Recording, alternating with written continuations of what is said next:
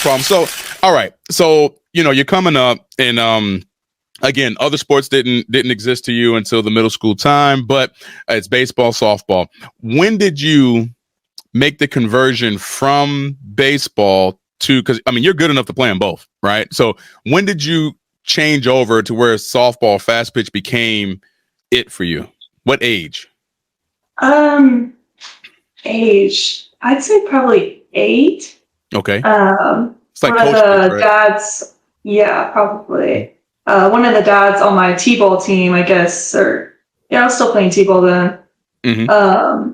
He had a daughter and they want to create a team. So we all came together and made the Little Aggies. The Little Aggies. That's yes, what I'm talking about. Okay. There you go. Now, is that team still does that do they still play? Oh, do they? No, it was just like a Northwest, Little League type of thing. Yeah. Okay. Gotcha. The Little Aggies. Okay.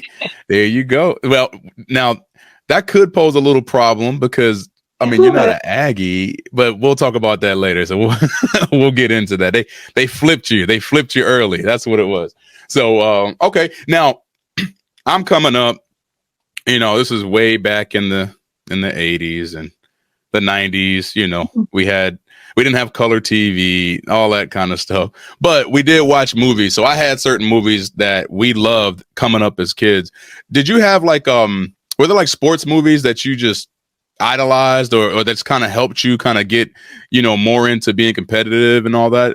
Did you have a favorite movie coming up?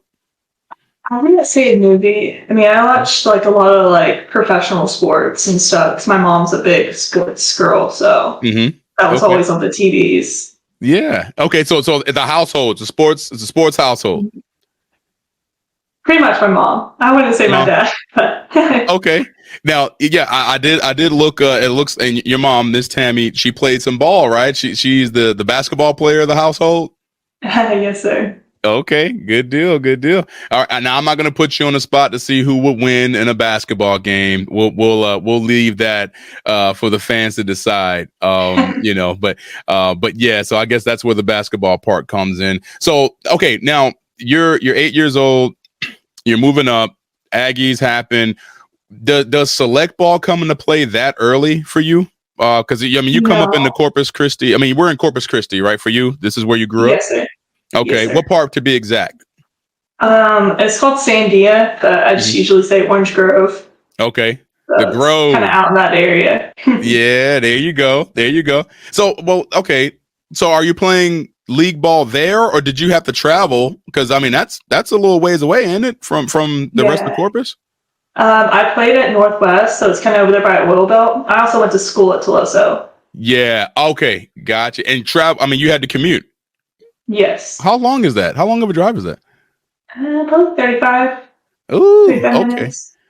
Okay. All right. Wow. So yeah, you don't mind traveling for sure. So you got to go find it. Yep. There you go. Okay. So 8 years old, moving up, got the Aggies, that whole thing happens. And then we start getting into competitive softball. So we were going to talk a little bit about select ball. When did that kind of start for you and where did you end up going, at that age?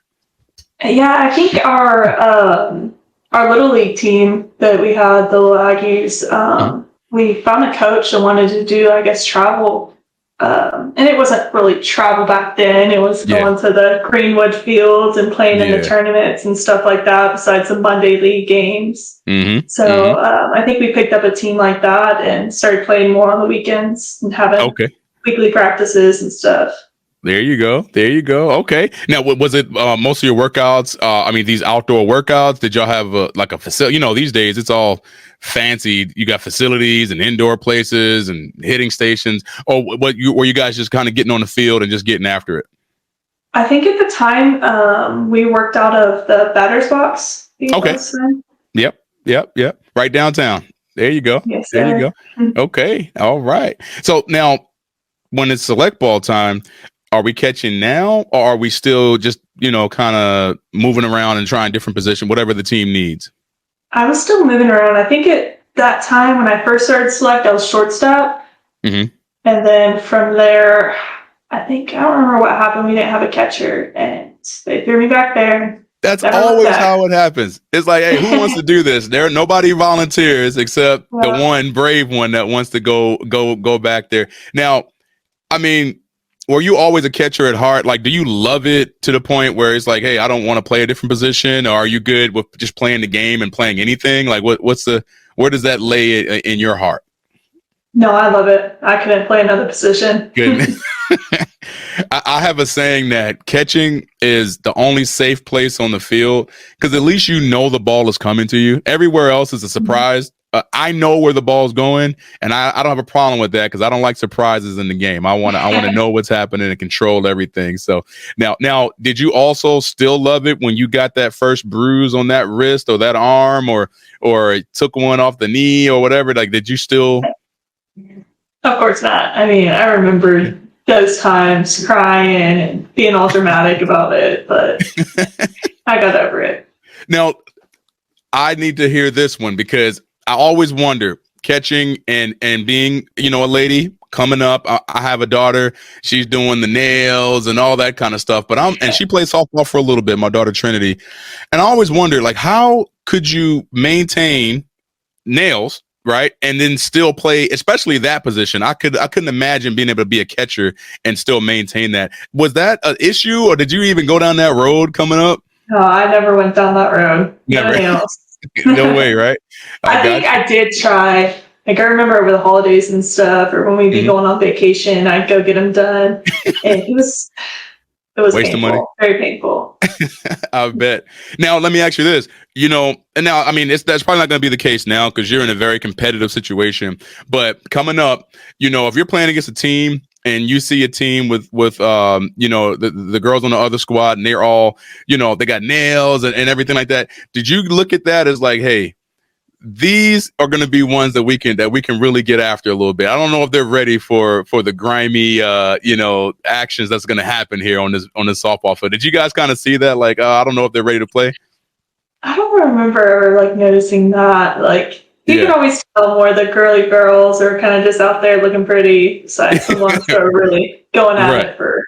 The bow matches the socks, which coordinates with the wristband, the whole thing. Sure. We have it in baseball too. It's just different. They shave the arms when the cameras are coming for that game. We call it TV tape. You put the tape all the way up and you make sure you shave the arms and put the gold chain out just to make sure we're ready. So it's really not a big difference between both. So okay. So once you get a chance to catch, I mean they needed a volunteer. You got back there. And that was just pretty much it for you. That's the position. Is that when you fell in love with the game, or because I got a saying, like, and I heard this on another podcast. It was a pretty cool thing. It said you got three types of athletes. You got athletes that like the game, and those athletes that like the game, they'll show up. Sometimes they may have other things to do. That's about it. You got athletes that love the game.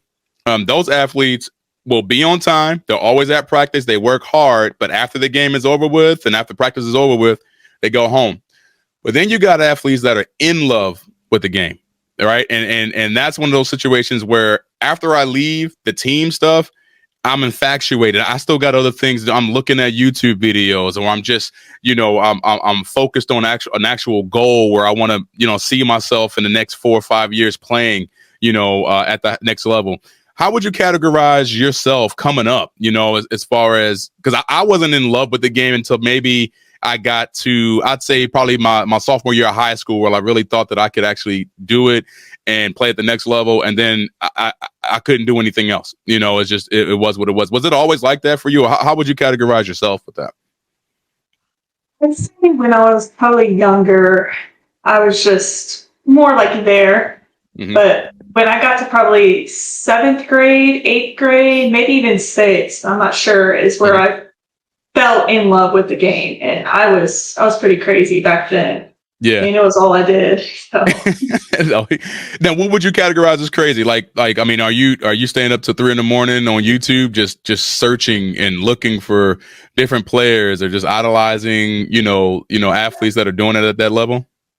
I wouldn't say I was a YouTube girl. I would obsessively be hitting into a bow net at all times.